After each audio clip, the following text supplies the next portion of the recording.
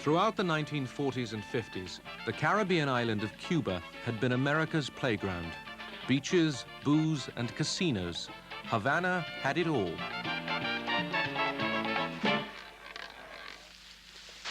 Cuba's land and industry were owned almost entirely by American corporations.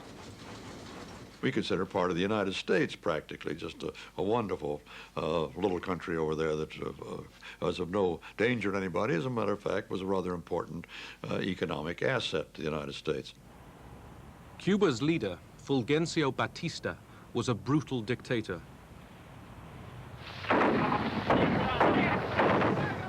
His people were turning against him.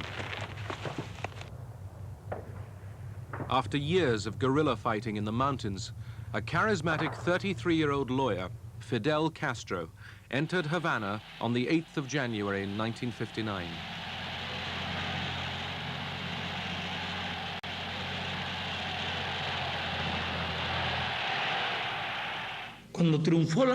The triumph of the revolution was an example of order. There was no looting. No one was dragged along the streets. There were no murders, no crimes. There was perfect order. In this perfect order, over 500 members of the former regime were accused of crimes against the people, tried and executed. Fearing the rise of a new dictator, thousands fled to exile in the United States. But to most people, Castro was a hero. La revolución prometió empleo a la población. The revolution promised to provide jobs for the people. It promised honesty in the administration, which had never existed in Cuba. There were health programs which had never existed before. Education programs which had never existed before. Most important of all, Castro nationalized millions of acres of land held by American companies and gave it to the people.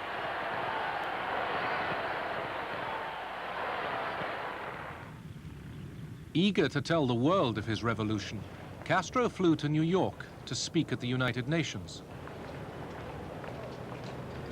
President Eisenhower was too busy to see him.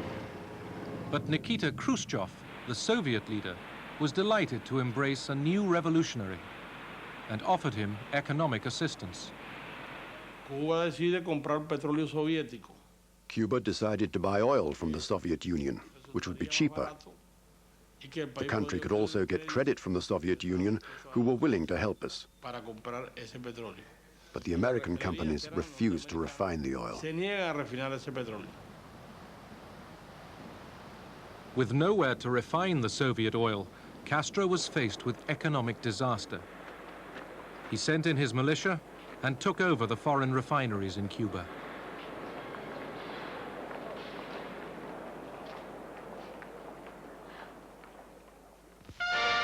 America's retaliation was swift.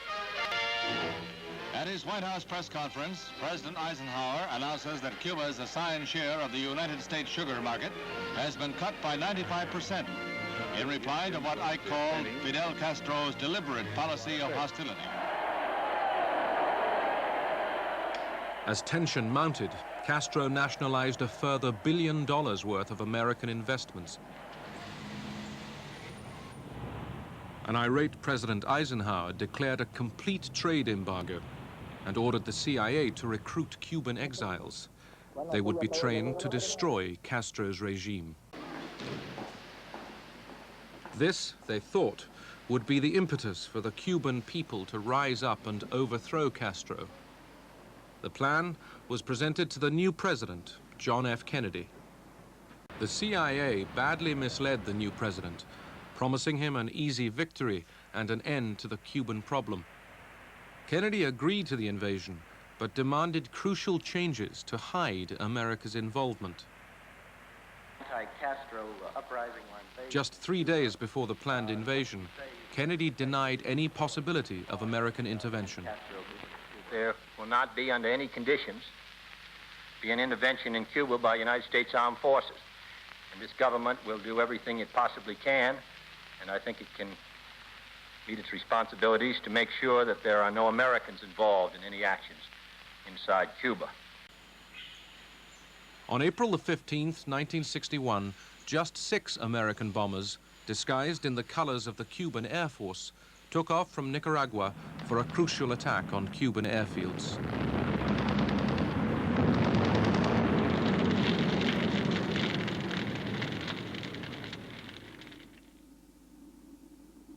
But with so few bombers, only 3 Cuban planes were destroyed. 7 civilians were killed.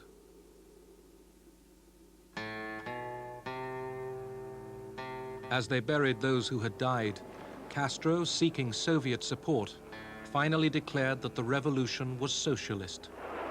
Porque lo que no pueden perdonarnos los imperialistas es que estemos aquí y que hayamos hecho una revolución socialista en las propias narices de los Estados Unidos.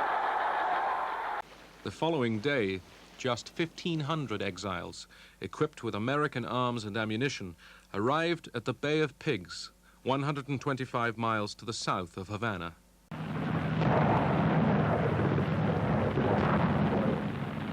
Castro's remaining air force quickly destroyed the ships carrying vital ammunition supplies.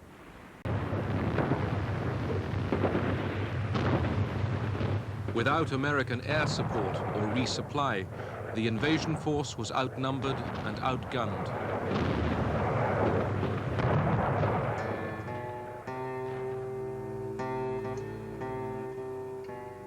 Within 72 hours, the invaders were either captured or dead.